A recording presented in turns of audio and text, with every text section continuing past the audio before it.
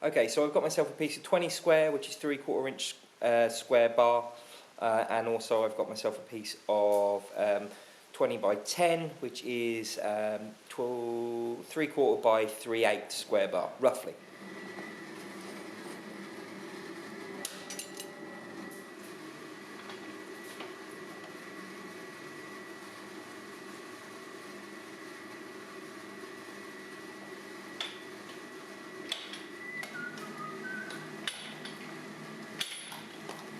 Okay, so I'm just isolating off 100 ml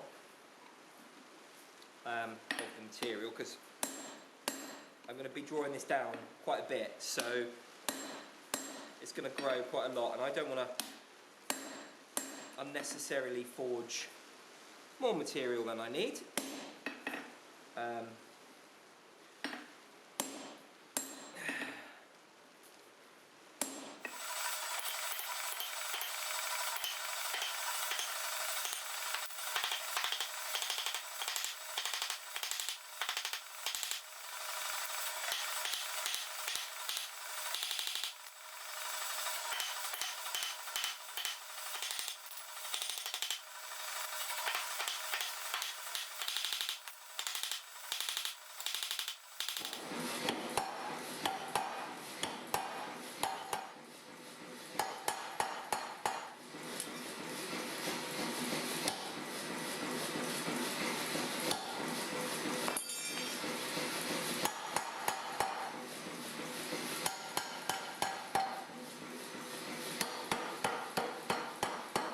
Down to 20 by 10 now. It's a bit oversized, but it's okay, it doesn't really matter.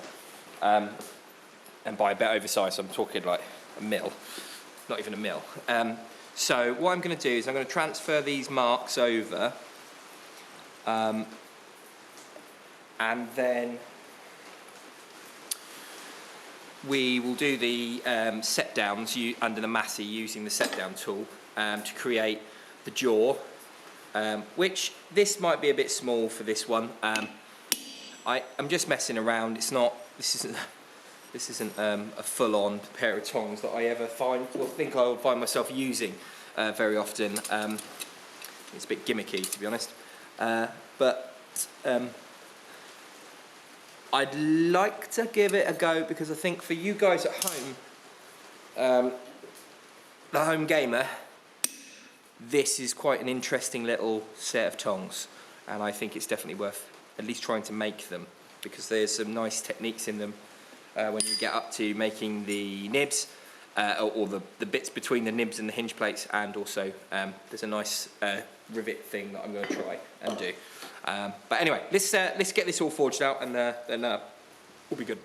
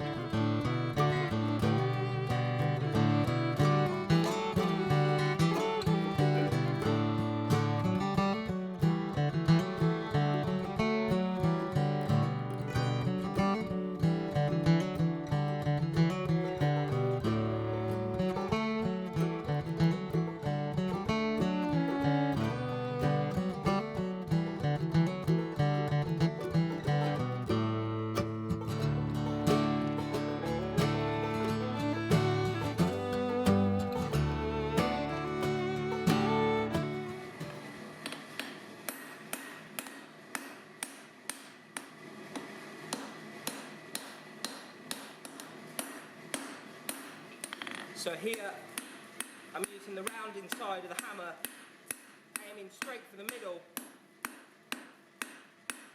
and forcing the centre out. Probably going to get a bit of a shut here, but it's that big of a deal. I'm just trying to force the centre out as opposed to trying to bring the edges out just yet. I also tapered this as well.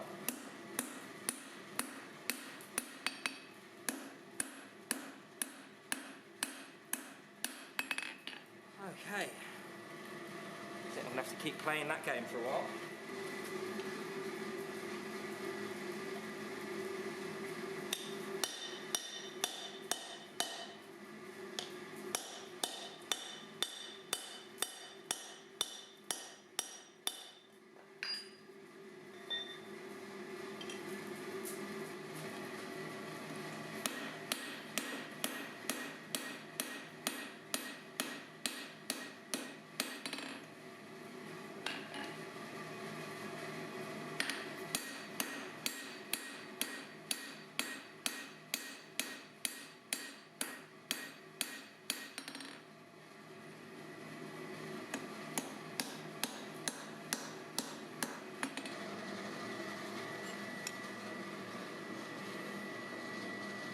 Okay, try not to knock the camera.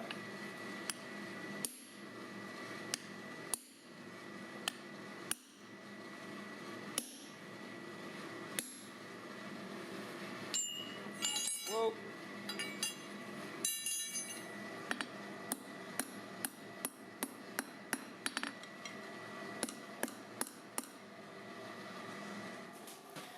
Okay, so if this was a normal pair of tongs with a normal hinge plate, I would probably suggest using just using a round punch, or just drilling yourself a hole if you've got enough hinge.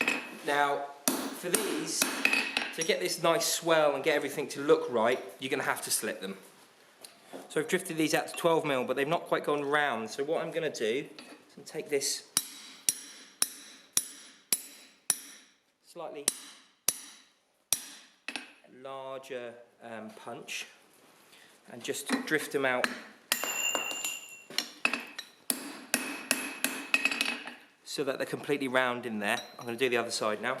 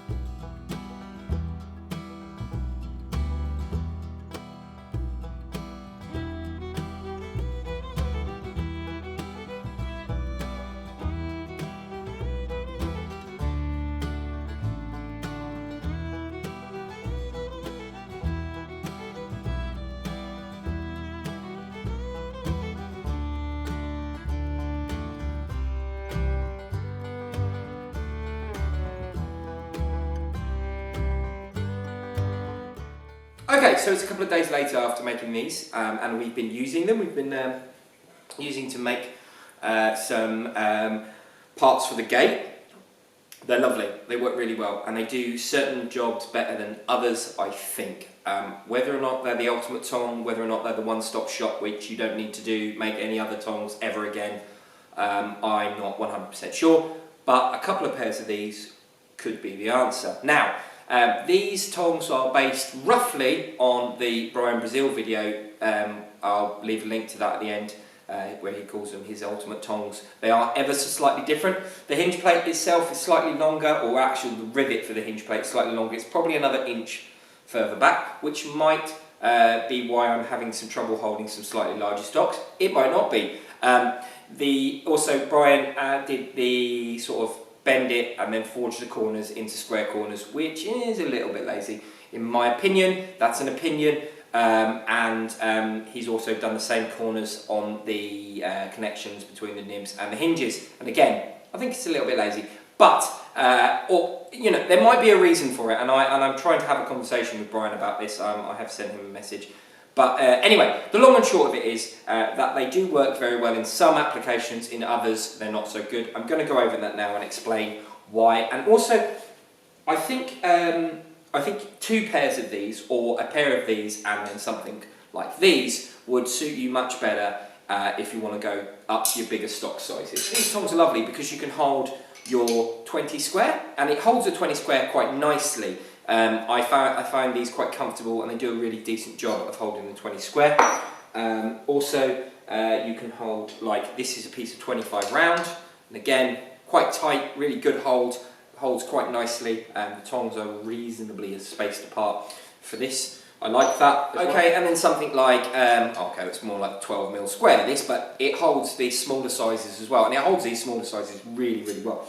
We were using them to forge little acorns. So these are the little acorns that we've been making for the gate, and they hold really nicely onto these little acorns, allowed us to do some nice forging with those. It also holds flat stock quite nicely. These are held quite nicely, and again a lovely set of tongs for a really smaller, not say smaller, anything from your 6mm round, 6mm square up to say an inch-ish roughly. So 1/4 inch all the way up to an inch, 25 to 6mm. It'll also do some other stuff as well. It'll hold some box on the corner, which is nice, and it holds that really well. It doesn't hold the box great on the edge. If you can turn it quite easily with these. I think you need a tong clip in there to get enough tension on there to stop that from moving, but it does hold it for sure. And then you've got your tube as well, which it holds really well. But like I said before at the beginning, you have other tongs that can do the same job. These are probably a touch too big for this job, but these hold round as well, and they hold round very well, just as well. And then again, I can put 20 square in these, 25 round, and it holds those nicely.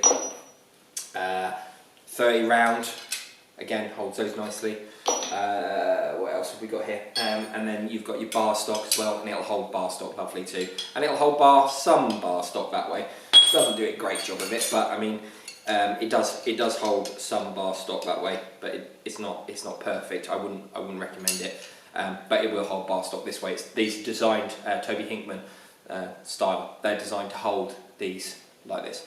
So these are also an option. They just don't do the real small stuff, but they do all this other stuff much better, because, and this is what I'm going to get onto now, these tongs have a slight problem. You can get bigger stock in them, but as you get bigger stock in, the reins start opening up, and as the reins start opening up and getting wider, they start getting harder to hold onto. Now Brian's solution to this is a very large tong clip, which he puts on this way first, puts the stock in and then slides it in, and that's fine. They do come off, then it's not a hard and fixed solution. If you're holding your stock with one hand, it's very hard to hold your stock quite wide open. I'm going to get some bigger stock in here now. This is about 1.5 inches, 1.25 inches, somewhere around there. See, they're quite wide. This isn't set up for using this stock very well. And you might not be putting tension on, but if you're holding this and you're working, you end up gripping quite hard working like this. It's not good for your hands, and you end up hurting your wrist. You can give yourself carpal tunnel with this. So that's not great. But the other problem is, I would really recommend you not using these under a power hammer, because if you do catch these for any reason, which you may not, you may, and you're holding these, and what people tend to do when these tongs are open nice and wide, and I'm going to explain this in a minute, is put their fingers inside them.